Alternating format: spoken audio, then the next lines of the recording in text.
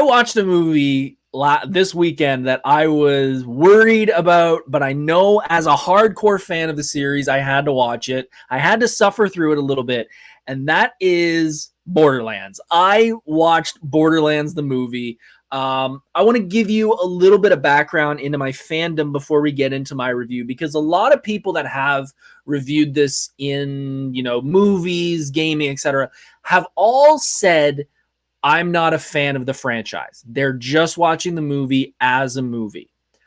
I'm going to talk to you about it because I am a hardcore fan of this series. I have every game that they've released, including the VR of number 2. I have beat every one of them multiple times. I have merchandise. I have shirts. I have hats. I have the only exclusive Pop Funko I own is of Butt Stallion from the San Diego Comic-Con, because Butt Stallion is one of the best characters in video games, in my opinion. You have to be a fan of the game to understand the reference. I could go into it, but it's going to make no sense. You have to play number 2. So I am a big fan of this franchise. This is one of probably my top 3 favorite video game franchises. The humor is amazing. The gameplay's fun. I know people crap on the last 2, even that's including Tiny Tina's, but I still enjoy it. So when I say that I heard there was a movie coming out, I had high hopes. I've also seen enough video game movies to know that I need to keep those high hopes tamed down a little bit. And I was right. Sadly, I can't say that I went into this expecting anything than what I got. Every reviewer's pretty much had the same review, and I'm kind of going to have the similar feeling on it. However, I'm going to have a little bit of insider video game knowledge because I'm a fan of the franchise. Overall, what this movie felt like was that someone read a brief, like a brief you'd get if you're in the business world of like a 1-page, this is the synopsis of what the rest of the report is going to be like. They read just the brief, and that's it. Each character got a 1-page brief of this is who they are, this is their backstory, this is the type of energy they should be bringing to the character, and this is how they are part of the story. That's it. They're getting it, but they're not getting it, if you understand what I'm trying to say. The characters in the movie are either underacted or overacted.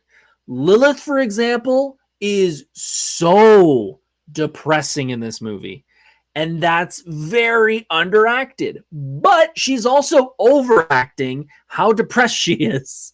It is a weird matrix of just not understanding what makes the Borderlands series what it is. And it's, again, I knew what I was going into, so I wasn't depressed, like butthurt depressed. I knew it was going to be disappointing. The entire world and everything, it makes sense, but it's also not even close. There are little tidbits that I do appreciate. Krieg is probably the best character in the movie and is the most accurate to the game because he doesn't talk and because he kind of just says stupid lines here and there. That's what the character is in the game. Roland, they tried and it just wasn't Roland. Roland is supposed to be a army veteran who has seen war, and he's just too funny. Lilith is Lilith. Claptrap, I wasn't as bummed with Claptrap as I've seen with so many people. He's an annoying character in the game, so that doesn't surprise me. His jokes are better in the game than they are in the movie, so I do have a problem with that. The cast is trying. I will give them that. I will give the cast the credit of they're trying their best. They just weren't given enough to work with. And I don't know if that's an Eli Roth problem because he's the director, if it's the screenwriter who doesn't want to be a part of it anymore. I don't know. But I can tell they're all trying, but they're the wrong people for it, and they just don't have enough to work with. I especially like the opening, well, not the opening scene, but the trailer scene where they're lifting the manhole cover and they're all looking down. I don't remember if it's in the trailer or not, but if you watch the movie, you can see in the crack of the manhole cover a stagehand helping pull it out. And that is just terrible editing that you'd forget to cut that out.